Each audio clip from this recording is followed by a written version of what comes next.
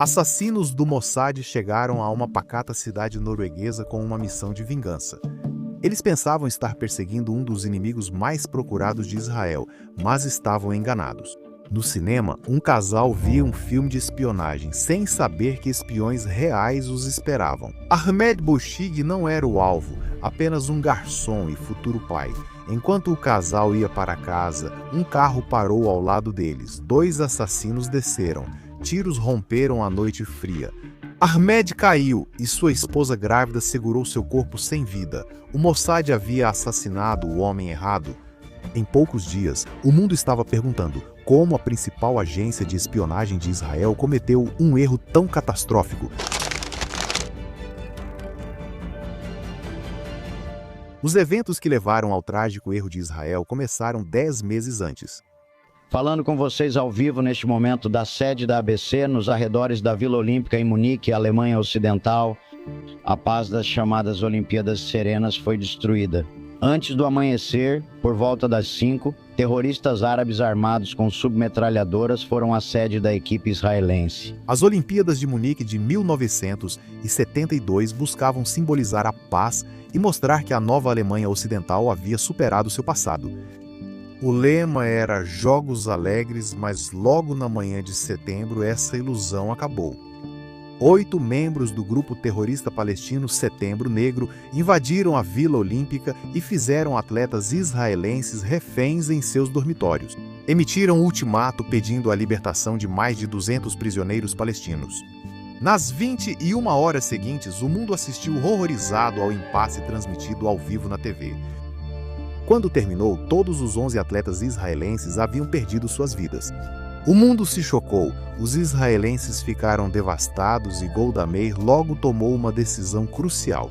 Israel perseguiria todos os responsáveis em qualquer lugar do mundo. A missão chamava-se Operação Ira de Deus. O Mossad formou uma equipe de agentes israelenses e os levou para casas seguras na Europa. Cada ataque precisava de especialistas em funções específicas. 2 assassinos treinados, 2 seguranças, 2 agentes para coberturas, aluguel de carros e quartos de hotel. Outro grupo de agentes atuava nos bastidores coletando informações e gerenciando comunicações. A equipe foi criada para ser móvel e sigilosa, atuando em toda a Europa e sumindo sem rastros. Em poucos meses, o Mossad eliminou 13 membros do Setembro Negro. As missões foram ousadas e inovadoras. Uma contou com o futuro premier Ehud Barak, disfarçado de mulher com granadas no sutiã. Mas, enquanto a campanha do Mossad parecia imparável, um alvo se mostrou extremamente difícil de localizar. Ali Hassan Salameh não era só mais um do Setembro Negro, mas o mentor e estrela em ascensão da Organização para a Libertação da Palestina. Carismático, influente e implacável, ele era preparado por Yasser Arafat como possível sucessor e futuro líder palestino. Salameh não era um militante palestino comum. Vinha de família privilegiada. Ele dirigia carros esportivos, vestia grife e era visto com mulheres atraentes, não sua esposa. O Mossad o tornou prioridade. Por meses rastrearam todos os movimentos de Salameh na Europa, mas ele sempre estava um passo à frente e bem protegido. Ele viajava com seguranças entre casas protegidas. Os riscos eram altos, pois Salameh não só se escondia, mas também agia. Enquanto o Mossad eliminava membros do Setembro Negro, Salameh seguia na ofensiva. Ele respondeu com operações ousadas contra os israelenses, incluindo um plano de assassinar a primeira-ministra, frustrado no último minuto. Partida de xadrez tensa, jogo decisivo de espião contra espião, até Israel receber uma dica que mudou tudo. O Mossad recebeu a informação de que um mensageiro estava a caminho para se encontrar com Salameh em algum lugar na Noruega. Nesse ponto, muitos dos agentes de elite que haviam realizado as operações anteriores do Mossad estavam exaustos. Eles receberam uma pausa muito necessária e foram substituídos por uma nova equipe menos experiente, e essa falta de experiência logo se mostraria desastrosa. Os agentes seguiram o mensageiro até Oslo e depois até a cidade de Lillehammer, presumindo que ele encontraria Salameh. Eles seguiram o mensageiro até um café, onde ele conversou com outro árabe. Uma agente entrou discretamente para observar. Ela pediu uma bebida e discretamente comparou o rosto do homem com a foto granulada de Salameh em sua bolsa, mas não ficou convencida. Ele parecia diferente. Um de seus colegas mais experientes tinha certeza de que aquele era Salamé. Quando o homem que eles identificaram como Salamé saiu do café, ele subiu em uma bicicleta. Sem carro chamativo, sem equipe de seguranças, sem roupas de grife. Isso deveria ter sido um sinal de alerta, mas, em vez disso, a equipe racionalizou a situação. Salamé era mestre do disfarce e enganação. Nos dias seguintes, a equipe o seguiu obsessivamente. Eles o viram na piscina local, onde um agente entrou na água e o ouviu falar francês. Por saberem que Salamé era educado e multilingüe, concluíram que só podia ser ele, mesmo sem provas de que falava francês. Eles só enxergaram o que queriam e assim acreditaram que o garçom marroquino Ahmed Bouchiki era o mentor do Setembro Negro que procuravam há meses. A equipe seguiu Ahmed até sua casa no fim da cidade e o vigiou dia e noite, certa de que rastreava Salamé em Israel. Apesar das informações duvidosas, os altos oficiais autorizaram selando o destino de Ahmed. Os principais oficiais israelenses podem ter se distraído por uma grande crise internacional, como o sequestro de um avião, dividindo a atenção. Talvez a missão Lillehammer não tenha tido a supervisão necessária, levando os agentes na Noruega a se prepararem para eliminar a pessoa errada. Na noite de 1º de julho de 1973, os agentes se posicionaram. Eles viram Ahmed e sua esposa grávida indo de mãos dadas ao cinema e depois pegando um ônibus de volta para casa.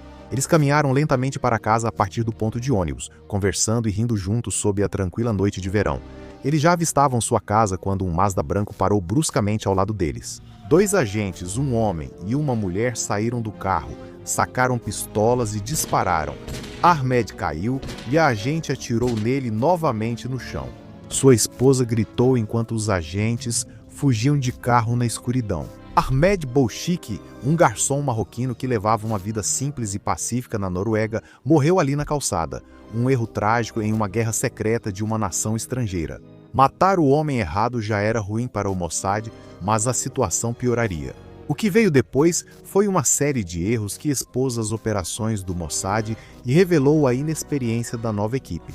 18 meses atrás, vários árabes foram mortos misteriosamente em capitais europeias. Ao chegarem a Lillehammer, os israelenses deixaram inexplicáveis evidências para trás.